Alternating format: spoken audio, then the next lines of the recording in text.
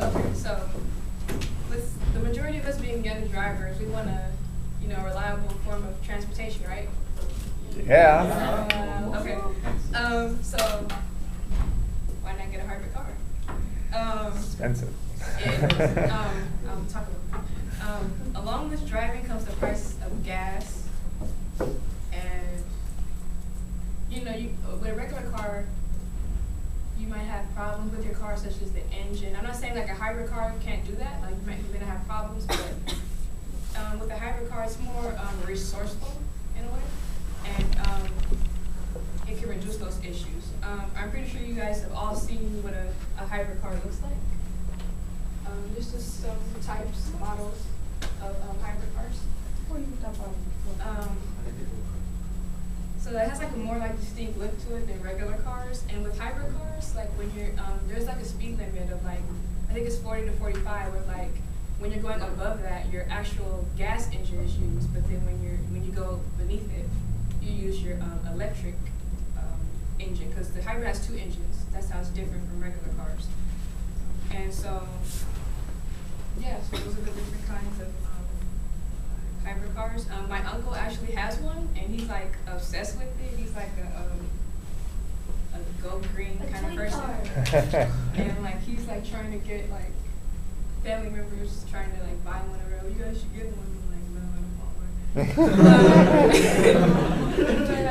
one. But yeah, but that's his choice. But yeah, and so with that being said, I'm going to talk about the history of hybrid cars, the implications behind them, and what the future holds for these cars. Okay, so the history, how it all began. So us humans, we're very like mobile people. Like we use transportation to get us where we need to go. And since the earliest times, since like the hunter-gatherer times, like people moved from one place to another in search of food, shelter, and the changes of seasons. And then came the establishment of communities and towns and cities, and transportation, mobility needs changed and improved. Forms of transportation such as the wheel cart, a carriage, it allowed people to move large quantities of things and like greater distances as compared to walking. So as we go through, so now we're in a time of the car, automobile, known as a car, and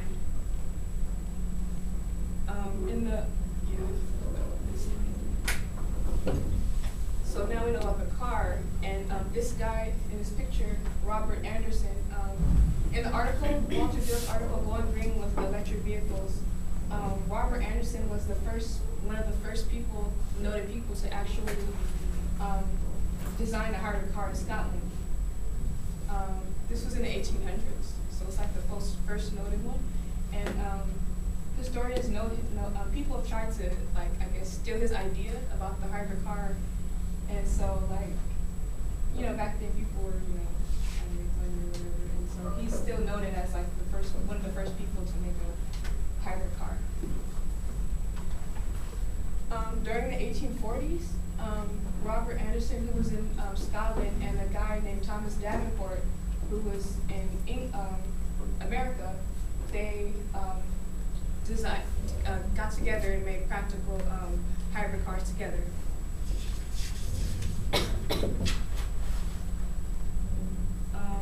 So Great Britain and France manufactured these cars. That's where they had their manufacturing.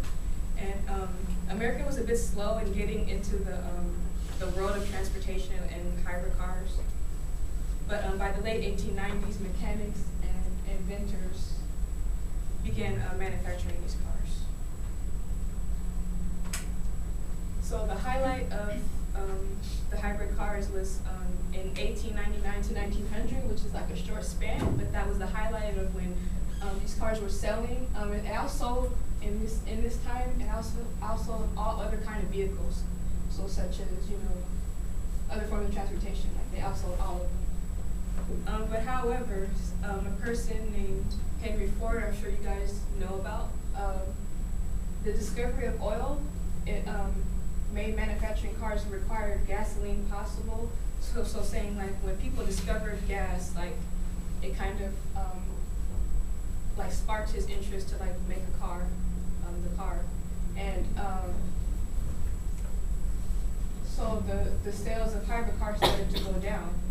And he had a competitive advantage, Henry Ford, because his production techniques reduced his manufacturing costs and gave him a competitive advantage over other automobile manufacturers.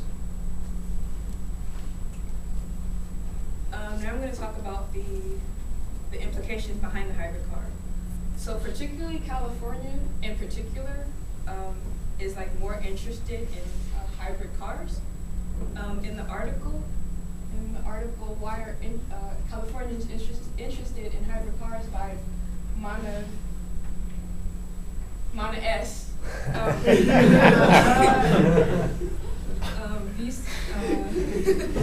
It points out that they're motivated by recent surges in gasoline prices and concerns in air pollution. And as far as the gasoline prices, some people have very long commutes, like whether it's from work or wherever they're going, and it requires a lot of gas, which is gas prices are on the rise, and so. With the hybrid car, you have other alternatives such as coal. You can use coal to power your car, electricity, wood, compressed air, hydrogen, all these things. So there's different alternatives as opposed to gas, so you can save money. As far as air pollution,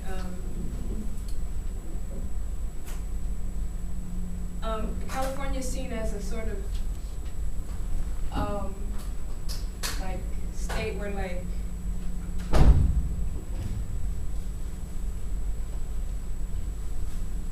it's seen as an environmentally progressive state, and so people, it's like setting an example.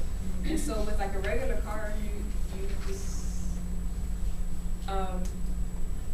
it's like more pollution in the air.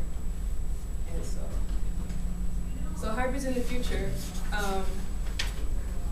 there's a goal to reach 1 million hybrids by the year 2015, and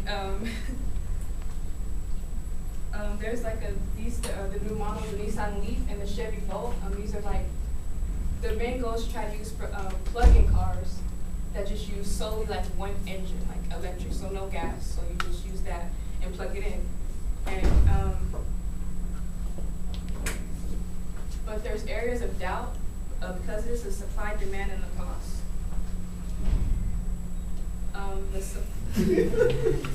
Yeah. Okay. So I'm just gonna. Okay, so the conclusion, sorry. The conclusion is, well, I talked about the history of it, the implications behind it, and some of the future behind the car. So, having a basic understanding of hybrid cars gives people more knowledge about it, and so the next time you see a hybrid car, just remember everything that I informed you about, and if you're thinking about purchasing one, just take what I said into consideration.